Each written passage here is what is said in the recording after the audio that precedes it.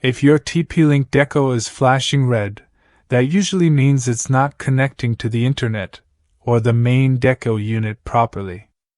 It's a common issue with mesh setups, but it's usually easy to fix. Start by checking where the Deco is placed.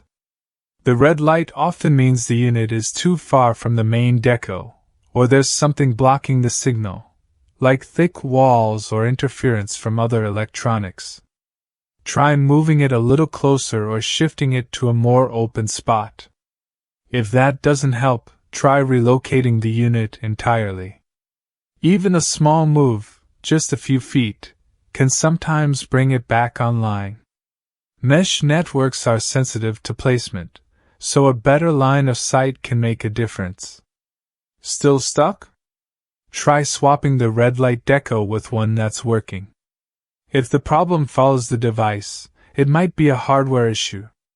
But if the red light stays in the same spot, you're probably dealing with a bad signal or interference in that location. And if none of that works, go ahead and reach out to TP Link support.